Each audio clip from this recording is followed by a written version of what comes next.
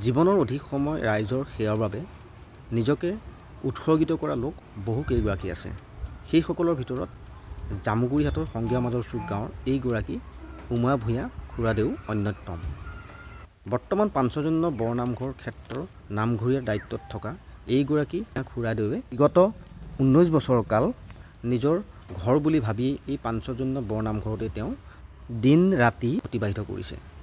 পাঞ্চজন্য বৰনামঘৰ ক্ষেত্ৰৰ চৌহদটো যাতে চাফ চিকুণ কৰি ৰখা হয় তাৰ বাবে বিশেষভাৱে গুৰুত্ব আৰোপ কৰা এইগৰাকী উমা ভূঞা খুৰাদেউক মই বিগত কেইবাদিনো ধৰি লক্ষ্য কৰি আহিছিলোঁ।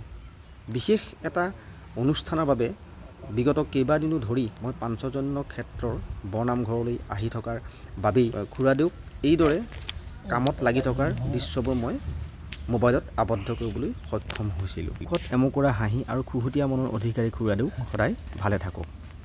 আপুনি ইয়াতে থাকে নে? মই ইয়াতেই থাকোঁ আৰু এয়াই মোৰ ঘৰ দুৱাৰ। ইয়াতে চাফ চিকুণ কৰি মেলি আৰু ইয়াতে দিনকেইটা কটোৱাম বুলি ভাবিছোঁ। নামঘৰতে থাকে? তাকে নামঘৰতেই থাকোঁ আৰু হয় হয়।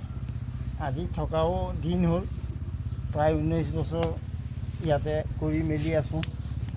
চাফ চিকুণ কৰোঁ, অনুষ্ঠান এটাও আহিছে, নিজেও দেখি বেয়া পাম, সেইকাৰণে অনুষ্ঠানটোৰ কাৰণে অলপ খাতি জুতি আছোঁ। ভাল হওক, মানুহে আহি দেখি ভাল পাওক, সেই বুলি লাগি আছোঁ আৰু ৰাইজে ভকতে দেখি ভাল পোৱাটোহে লাগি আছোঁ। মই নিজেও ভাল পাব লাগিব নহয়। মইতো নিজে ভাল নাপালে ভকতে কেনেকৈ ভাল পাওঁ? এইটো পাঞ্চজন্য বৰনামঘৰ? এইটো পাঞ্চজন্য বৰনামঘৰ। এই দৰঙৰ ভিতৰত 2 নম্বৰত পৰিছে, বৰপেটাতকৈ 3 ফুট চুটি মাত্ৰ।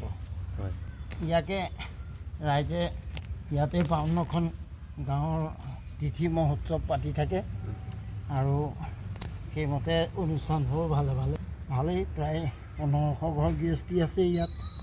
1500 ঘৰ গৃহস্থীয়ে ইয়াত একেলগতে শংকৰদেৱৰ জন্মোৎসৱ ভাগ ইয়াতে পাতি ইয়াতে সেৱা লয়।